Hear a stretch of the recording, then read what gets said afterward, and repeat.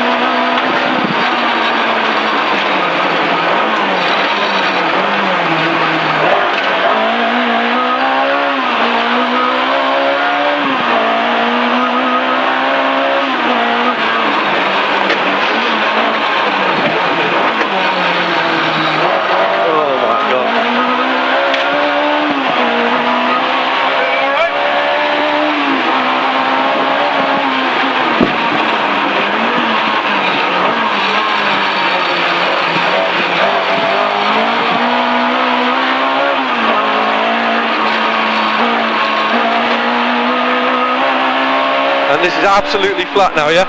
Yep, that's flat. 9,000 into fifth.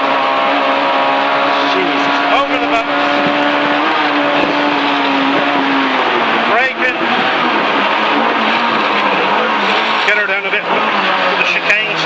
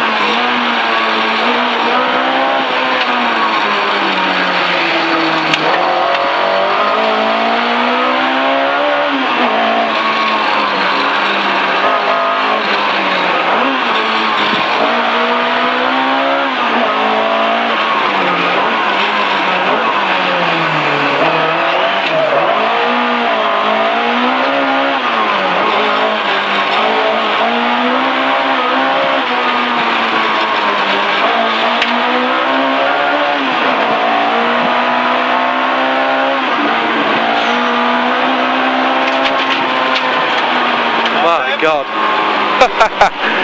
That's unbelievable. How does that do you? I mean, that's just amazing.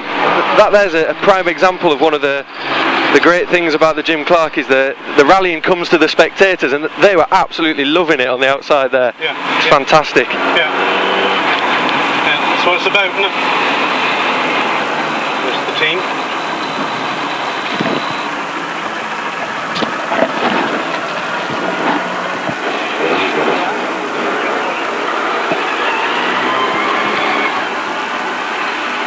I'll have a go at chatting to you at the same time, because I don't know how much of this is going to get picked up. But we've had some people ask some questions for you on Twitter and on Facebook. Yeah. A couple of people wondering, what's your favourite BHRC round? Well, it's up until last year, it's not going to be this year, but the Manx. I absolutely love the Manx. If there was only one rally I could do a year, it would be the Manx. This I've done in the 70s a few times, but that was not closed roads in those days. That was Otterburn at night and Forestry in the day. That was a proper rally. I've done this event, or part of this event, 10 years ago when the last time the BHRC came. There we, like everybody else, went off in the rain. It was absolutely torrential, and we slid off the road, no damage, just couldn't get back on, you know. So there's lots of us done that, and lots done a lot of damage. But yeah, I enjoyed the tarmac. I also enjoyed the forestry, obviously. I'm a forest man, really, and I just sort of adapted to tarmac, really. Back in the 70s on Epping was the main place, I suppose. The Peter Russell Manuals was a Castrol sport event in those days. 78, I think we were second, and 79 we won it. The year we won it, we were Jimmy McRae was second, and we were over 2.5 minutes up on Jimmy, so I was quite pleased with that result. And we came back from, we retired on the Burma Rally, which was an international in those days, in 77 I think it was. And we returned in Oban on the Saturday morning. We started to drive home, and one of the lads that organised me in those days said, Epping's on tomorrow, if I ring up and get an entry, do you want to do it? Oh yeah, that'd be alright. So we drove straight down to Brecon, picked up some tyres on the way, and we won that the Halewood it was. And that was Phil Collins's, you've heard of Phil Collins? Yeah. That was his very first rally. It was the 77 Halewood, and we won it by 8 minutes. Well, so, you know, the tarmacs come to me with, you know, quite well really, I suppose, for want of a word. As you were saying there, you've been at the top of rallying at the national stage for well, about 40 years now, maybe 40 plus. 44 years I've been rallying this year. But what are the biggest changes and challenges you've seen for rallying in that time? Well, pace notes for a start. You know, we didn't use so many pace notes, and up until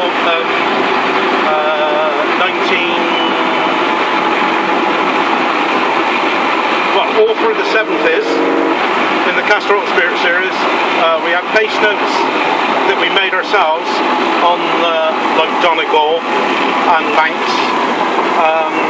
but they were a bit flimsy. We didn't do them like we do them today, and I didn't have anything at all in the forest. I just drove completely blind in the 70s.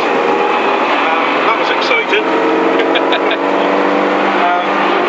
But overall, the safety is, you've got all this now, whereas we didn't even have a headrest in the works cars in the 70s, you know, and that was a reclining seat, you know. So the safety aspect is coming very heavy.